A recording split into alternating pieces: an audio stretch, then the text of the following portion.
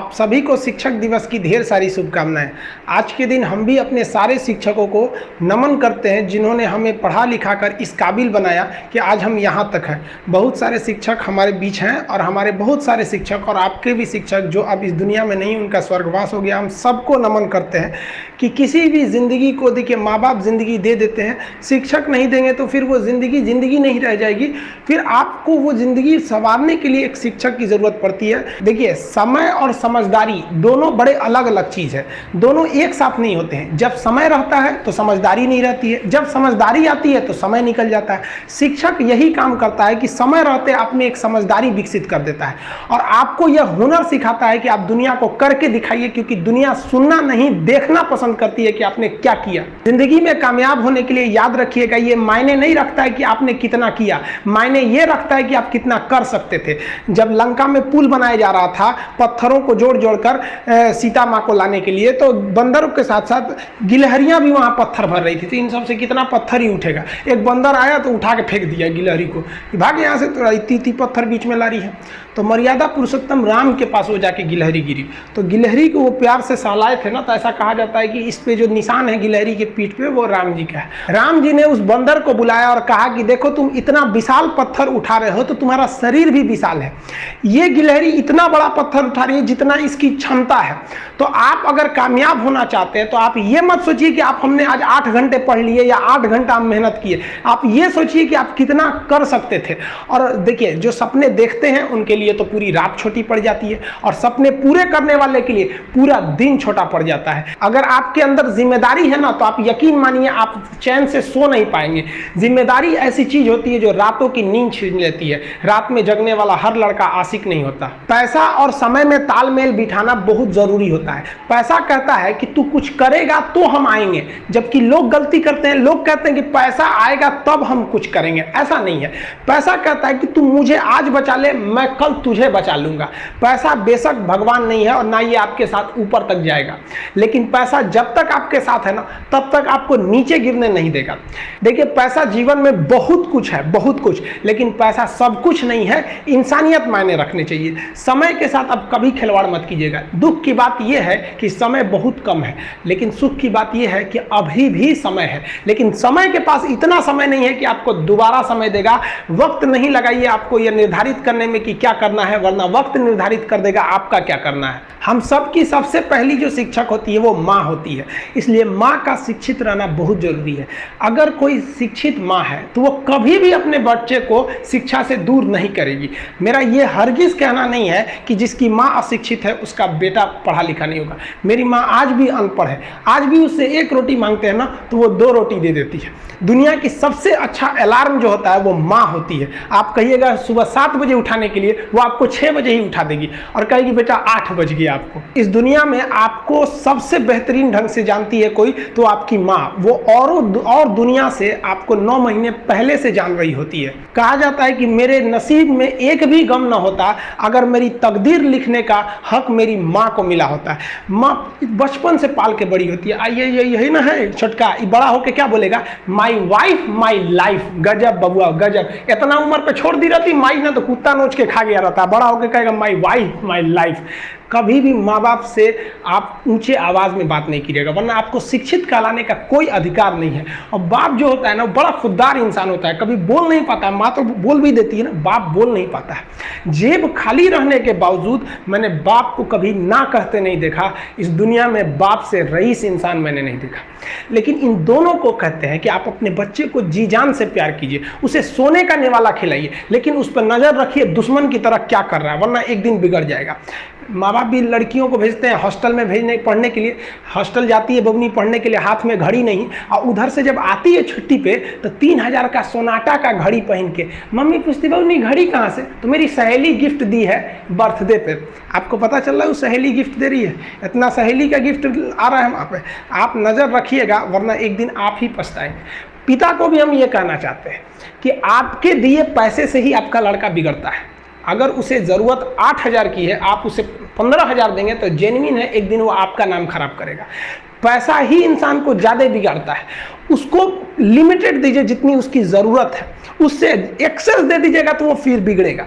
और माँ अगर बेटियों पे ज़्यादा नज़र नहीं रखेगी तो फिर वो भी बिगड़ेगा। नज़र रखिए जब तक वो कामयाब नहीं हो जाता है। जब कामयाब हो जाएंगे तो उनके अंदर खुद समझ में आ जाएगी कि क्या मेरे लिए सही है और क्या गलत है। भौतिकवादी इस समाज में भाई भाई में तकरार बढ़ते जा रहा है, ये सबसे गलत है।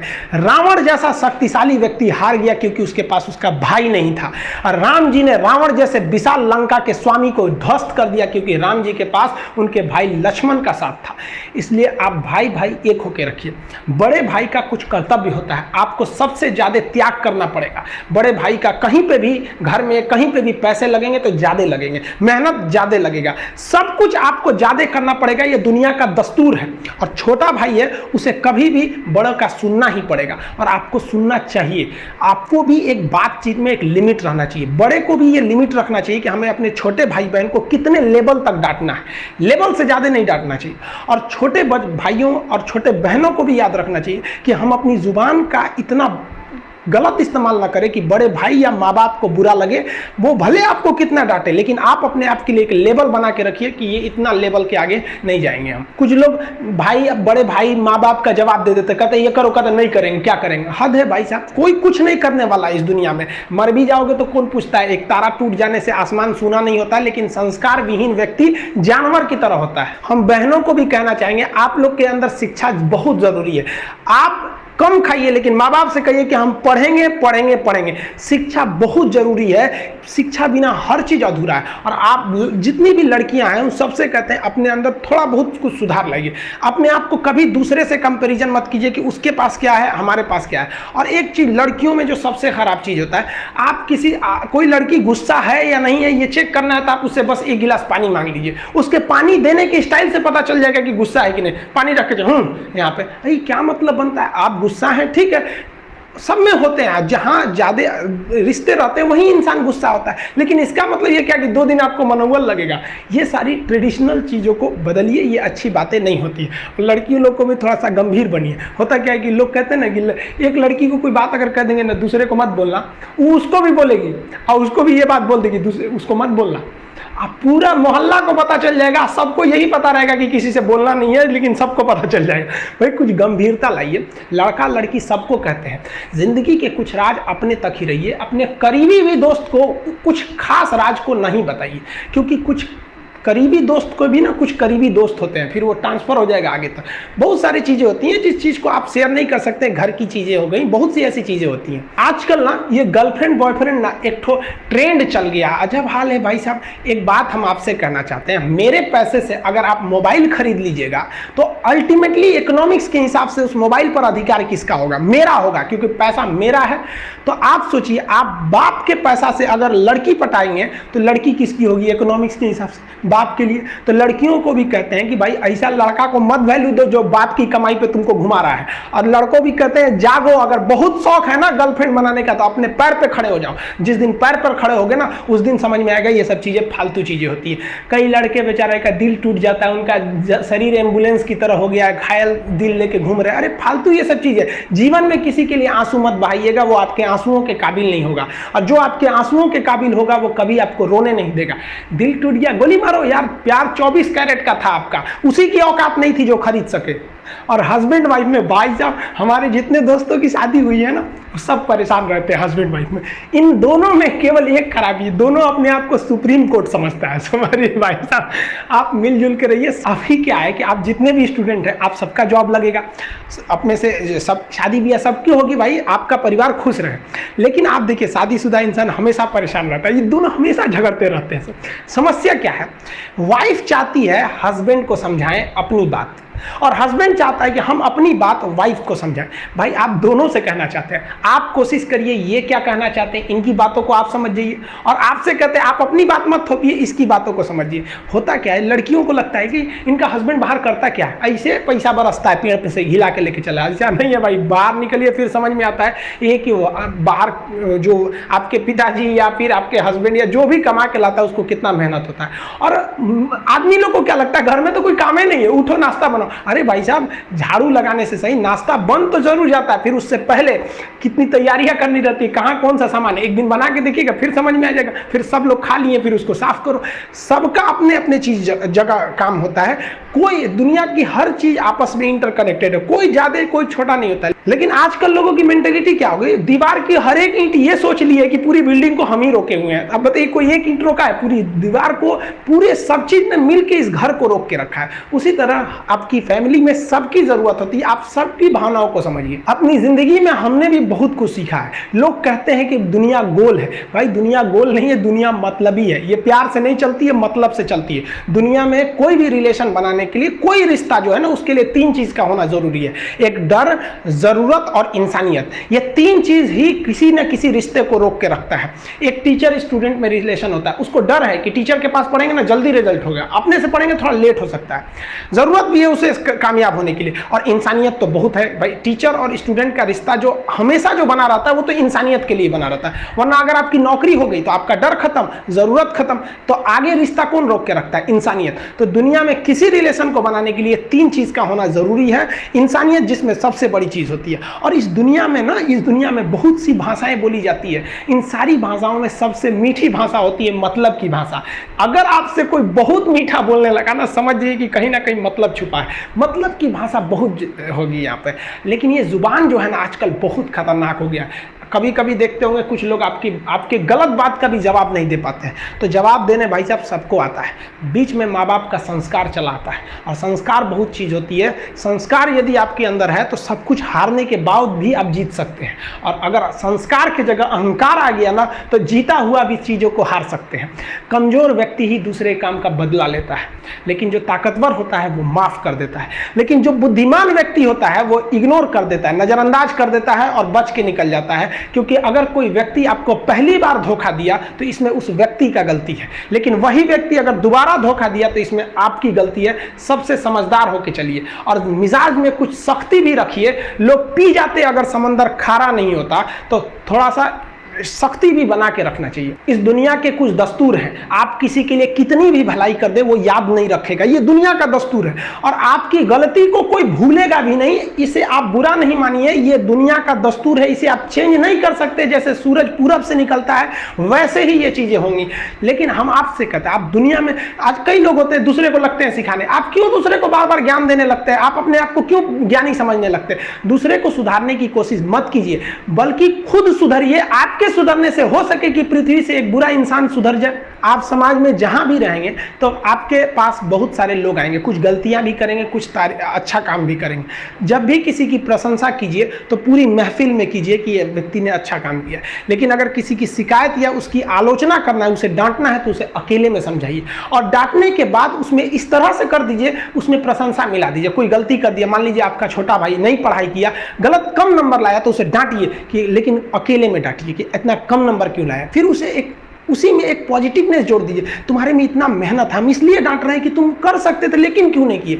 मतलब आप केवल इसे निगेटिव मत बोलते रहिए। और किसी भी रिश्ते को अगर बिगाड़ना है ना, चाहे कितना भी गहरा रिश्ता क्यों ना हो, उसकी कमियों को डेली कोंचते रहिए। तुम ये किया, तुम ये किया, तुम ये किया। यार दुनिया का कोई रिश्ता चौपट हो जाएगा। गलतियां सबसे हो जाती हैं, लेकिन दोबारा गलती नहीं होना चाहिए। जब भी किसी की आलोचना करिए तो उसमें एक छोटी सी प्रशंसा जोड़कर ही उस आलोचना को खत्म कीजिए कि शुरुआत तो डांटने से किए थे, बाद में उसका हौसला बढ़ा के हंसी मजाक में उसे निकाल दीजिए। बीच बीच में उसे फिर एहसास दिलाइए, लेकिन बार बार कमियों को नहीं गिनाना चाहिए। महाभारत देखिएगा, महाभारत में जो कृष्ण भगवान थे वो कौरवों के बीच गए संदेशा लेके, आखिरी संदेशा। वहां पे भी उनकी भाषा देखिएगा। आप महाभारत अगर सीरीज देखिए तो भाषा देखिएगा। दुश्मन से भी इस तरह से बात कर रहे थे जैसे लगता था गुरु जी से बात कर रहे हैं। ये भाषा की मर्यादा। लेकिन आज ये वही श्याम की धरती है, ये वही पुरुषोत्तम राम की धरती है जहां लोग तहजीब भूल गए कि बात करना कैसा चाहिए। ये वही पुरुषोत्तम राम थे जिनके अपने भाई लक्ष्मण जी को जब शिक्षा लेनी थी ना, तो रावण के पैताने बैठे थे कि ये शिक्षा लेना है तो उसके पास झुकना पड़ेगा यहाँ पर। लेकिन आज हम लोग भूल गए हैं कि हमें बात में तो इतना आजकल वो तहजीब ही नहीं रह गया है कि इतना रफ बोल दो कि दुश्मन। किसी से पूछा, एक लड़का पूछा तुम्हारा क्या हाल है, तो कर खराब है, ठीक कर दोगे। जब हाल है भाई। आप सबकी जिंदगी में कुछ कठिनाइयां आएंगी, ठोकरें लगेंगे, लेकिन ठोकर खा के संभलना भी जरूरी है। ठोकरें खाकर भी न संभला तो ये मुसाफिर का नसीब, राह के पत्थर तो अपना फर्ज अदा कर चुके हैं। और कभी भी मुश्किलों से घबराइएगा नहीं। कोको कोला कंपनी जब स्थापना हुई थी तो एक साल में केवल इसके 25 बोतल बिके थे।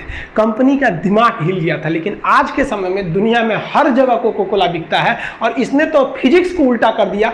लोग कहते हैं ठंडा मतलब तो कोको कोला। भाई साहब, ठंडा मतलब वो होता है जिसका टेम्परेचर कम हो। लेकिन इतना बिका कि इसके आगे लोग भूल गए कि ठंडा मतलब कोको कोला नहीं होता है। ठंडा मतलब वह चीज जिसका टेम्परेचर कम है। इसलिए परेशानियों से कभी मत घबराइएगा। आगे बढ़ने के लिए तकलीफ का होना जरूरी है, क्योंकि छांव आते ही इंसान के कदम रुक जाते हैं और धूप में कभी कदम नहीं रुकते हैं। जरूरी नहीं कि हर चीज आपको किताबें और यूनिवर्सिटी में ही पढ़ाया जाएगा। बहुत से चीजें हैं जो आपकी खाली पेट और खाली जेब सिखाएगी, जो आपको कोई टीचर नहीं सिखाएगा। कहते हैं जरा सी छेद क्या हो गई मेरे जेब में, सिक्कों से ज्यादा तो मेरे रिश्तेदार गिर गए। लाइफ में सबका स्ट्रगल होता है। हम लोग के भी लाइफ में बहुत तकलीफें आई थी। जिंदगी में इतने तकलीफ देखे कि अब अगर तकलीफ नहीं होता है तो तकलीफ होता है। जिंदगी ने उस मुकाम पर लाकर छोड़ा है जहां पसंद तो बहुत कुछ है लेकिन चाहिए कुछ भी नहीं।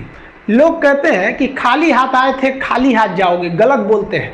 लोग भले खाली हाथ आते हैं लेकिन जब जाते हैं तो अपने साथ कुछ संस्कार, कुछ यादें छोड़ जाते हैं। एपीजे अब्दुल कलाम खाली हाथ तो आए थे, क्या खाली हाथ गए? हमारे जितने देश के लोग हैं उन देशवासियों के लिए एक प्रेरणा के स्रोत बन गए। लेकिन अगर आप खाली हाथ आते हैं और खाली हाथ चले जाते हैं तो आपका पुरुष योनि में जन्म लेने का कोई अर्थ ही नहीं बना। अपनी मंजिल को भुलाकर जिया तो क्या जिया, है दम तुझमें तो उसे पाकर दिखा। लिख दे खून से अपनी कामयाबी की कहानी और बोल उस किस्मत को कि है दम तो मिटा के दिखा। इसलिए कभी किस्मत को मत कोसिएगा, अपने हौसले से अपनी कहानी लिखिएगा। पसीने की स्याही से जो लिखते हैं अपने हौसले के इरादे, उनके मुकद्दर के पन्ने कभी कोरे नहीं होते। देखिए, शिक्षक और सड़क ऐसी चीज है जो खुद तो अपने जगह पे रहती है और दूसरों को मंजिल तक पहुंचा देती है। इस शिक्षक दिवस बड़ा अजीब सा शिक्षक दिवस रहा। आज शिक्षक दिवस में सुबह 11 बजे से लेकर शाम 5 बजे तक जो हम लोग का प्रोटेस्ट था या फिर ट्वीट। आपका 120 हो गया। मैं गूगल पे करूंगी। ओह, मेरे पास तो सिर्फ यही है। यही है? तू मुंह चला छोटे, गूगल पे सब जगह चलता है। यूपीआई क्यूआर कोड कोई भी हो, गूगल पे उतनी ही आसानी और सिक्योरिटी के साथ चलेगा। ट्विटर पे जो भी रहा उसका कई ज़्यादा फायदे भी हुए थे।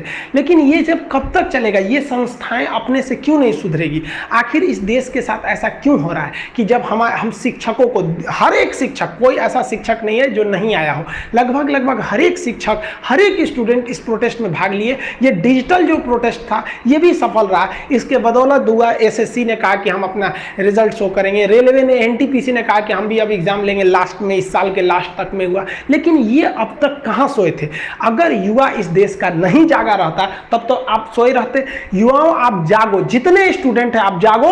आपको हम बताए भी थे, हमेशा बोलते हैं अधिकार कभी मांगने से नहीं मिला, इसे छीनना पड़ेगा। और धन्यवाद देते हैं हम लोग ये जो व्हाट्सएप, फेसबुक, ट्विटर ये सब जो आए, ताकि सरकार जो थी यहाँ तक बात अब इजिली पहुंच जाती है। नहीं तो वही हो जाता। मध्य प्रदेश में बेचारे भोपाल में लड़कों पे लाठी चार्ज कर दिया गया। यहाँ पर पुलिस वाले लाठी चार्ज कर दिए। याद रखना, लाठी चार्ज करने वाले पुलिस वालों, एक दिन आएगा जब आपके बच्चे भी ना ऐसी ही सड़क पर लाठी खाएंगे नौकरी के लिए। फिर आपको याद आएगी कि जब युवाओं ने अपना अधिकार मांगने आया था तो आपने किस तरह उन पर लाठियां बरसाई थी। आप देखेंगे स्टूडेंट्स के साथ एकदम खिलवाड़ मचा के रख दिया गया। स्पेशली 2016-17 के बाद देखेंगे तो हर एक संस्था चौपट हो गई। एसएससी जो थी 2016 तक तो बहुत बेहतरीन काम की, 17 तक भी बहुत बेहतरीन काम की, उसके बाद तो चौपट हो गया। यहाँ पर चाहे वो रेलवे हो, आईबीपीएस हो, कोई संस्था हो। यूपी में देख लीजिएगा तो पीसीएस का देख लीजिए, सबऑर्डिनेट का देख लीजिए, लेखापाल देखिए, पुलिस डिपार्टमेंट, दरोगा की बहाली, सब चौपट है। मध्य प्रदेश वाले आप लोगों ने तो और काम किया कि भाई बाहर के लोग मध्य प्रदेश का फॉर्म नहीं भर पाएंगे। मध्य प्रदेश के लड़के, ये आप सोचिए आपके साथ एक तरह का एक अपराध किया जा रहा है, आपको दूसरे लड़कों से अलग किया जा रहा है। इस समय भोपाल में जब लाठीचार्ज हुई स्टूडेंट के ऊपर, पूरे हिंदुस्तान के टीचर और स्टूडेंट आपके साथ खड़े थे। लेकिन आपकी गवर्नमेंट क्या चाहती है कि एक ऐसा नियम बनाए कि बाहर का लड़का मध्य प्रदेश में आके फॉर्म फॉर्म नहीं भरेगा कि जब हम इन्हें पीटेंगे, कूचेंगे, नौकरी नहीं देंगे तो बाहर का कोई भी व्यक्ति आपके साथ आवाज नहीं उठाएगा। ये आपको एकदम बेहतरीन ढंग से फंसाया जा रहा है। आप कोई भी गवर्नमेंट उठाइए, किसी भी पार्टी की गवर्नमेंट उठाइए, आप राजस्थान, मध्य प्रदेश, यूपी, बिहार, झारखंड, पश्चिम बंगाल, इतने दूर में आपको कई पार्टियां मिल जाएंगी। केंद्र में भी देख लीजिए, कहीं भी किसी को स्टूडेंट से कोई मतलब नहीं रहता है। 60 मिनट में 100 क्वेश्चन बनाने वाले विद्यार्थियों के भविष्य को ये अनपढ़ नेता कुचल के चले जाते हैं। बिहार में जो वैकेंसी निकाली गई 2015 के चुनाव के लिए, तो एक बार वैकेंसी निकालेंगे हम चुनाव जीतने के लिए, अब जीत जाएंगे तो अगला चुनाव उसी हिसाब से जीत जाएंगे कि भैया अब हम इसका एग्जाम लेने वाले हैं। बहुत से लोगों को तो पता है, कई एक लड़का कह रहा था कि सर आपका हम वीडियो देखे तब पता चला कि अभी रेलवे का एग्जाम नहीं हुआ है, हमको लगा कि हो गया है। सोचिए ये हाल हो गया कि उसको लगा कि गलती से उसका छूट गया, रेलवे तो अब तक एग्जाम ले ही ली होगी, अब जागी है नींद से। स्टूडेंट्स को कहते हैं आप ये जो लड़ाई चालू कर दिए हैं इससे आप पीछे मत हटिएगा। लोग आपको कुछ भी कहेंगे आप टस से मत होइएगा, आप सीधा कहिए हमें पढ़े हैं तो हमें जॉब चाहिए। अगर हमको किराने की दुकान खोलनी रहती या हमें अपने पैर पर खड़ा रहना पड़ता तो खामखा में ना लड़का BSc MSc या PhD करके घूम रहा है। किराना की दुकान खोलने के लिए तो नॉर्मल वो इंटर मैट्रिक करके बैठ जाता, वहां दुकान अच्छा चला लेता। बहुत से तो ऐसे अनपढ़ लोग हैं जो कभी कॉलेज नहीं गए लेकिन उनकी किराने की दुकान फर्स्ट क्लास चलती है। तो ये बात पहले ना बोलना चाहिए था। अब अगर पढ़े लिखे नेता रहते तो उन्हें पता होता है कि एक बेरोजगारी कई टाइप की होती है, जिसमें एक होती है शिक्षित बेरोजगारी। जब किसी शिक्षित व्यक्ति को उसके लेवल का जॉब नहीं दीजिएगा तो वो अच्छे से काम नहीं कर पाता है। अब हम लोग हैं ग्रेजुएट लड़कों को पढ़ाने के लिए, हमको दे दीजिए क्लास 7 के लड़का को पढ़ाने के लिए, मन लगेगा कभी? अपने आप में ही अजीब लगेगा कि भैया हमको उठा के यहाँ ले आकर पढ़ाने को दे दिया। तो अब कहेंगे कि नहीं रोजगार तो मिला, ये कौन सा रोजगार है, ये तो शिक्षित बेरोजगारी ले आके रख दी यहाँ पर। तो आप अपनी लड़ाई लड़ते रहिए, हर एक टीचर आपके साथ है। हम तो धन्यवाद देते हैं दिल्ली के सभी टीचरों को, राजस्थान, मध्य प्रदेश, हर जगह के शिक्षकों को, हम बिहार, यूपी, हर जगह के शिक्षकों को हाथ जोड़ के भी हम धन्यवाद देते हैं कि आपने स्टूडेंट, ये सारे टीचर्स स्टूडेंट मिलकर इस मुहिम को, लगभग ये मुहिम अपने सफलता की ओर बढ़ रही है। लेकिन पांव मत रोकिएगा वरना आपको कुचल दिया जाएगा। एक टीचर का हमारे पास फोन आया, बड़ा खुशी हुआ। वो कहे कि सर हम यूट्यूब पर नहीं पढ़ाते थे, हम आज ही यूट्यूब चैनल बनाए हैं केवल इसलिए कि अपना प्रोटेस्ट दिखा सके कि हम स्टूडेंट के साथ हैं।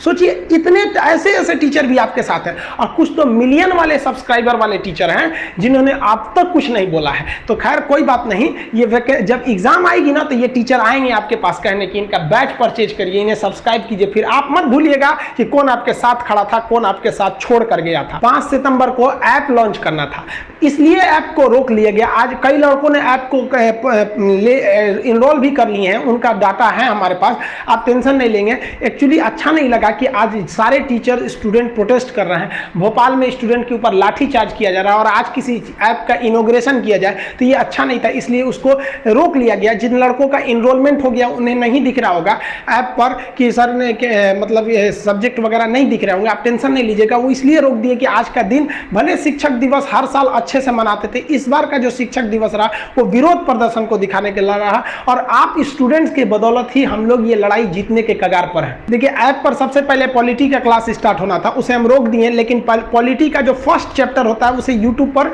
डाल दिए। आप वहां से पढ़ाई को कंटिन्यू करेंगे और जैसे ऐप आएगा तो आप लोग दोनों से मर्ज हो जाएंगे उस चीज को। अभी सरकार से 1-2 दिन में और सारी बातें मनवा लेते हैं, फिर हम लोग उसके बाद जब बातें मान ली जाएंगी तो हम लोग रेगुलर वे में पढ़ते रहेंगे। आपको यूट्यूब पर आपका चैप्टर वाइज क्लास हम प्रोवाइड करते रहेंगे। मिलेंगे नेक्स्ट वीडियो में, तब तक के लिए जय हिंद।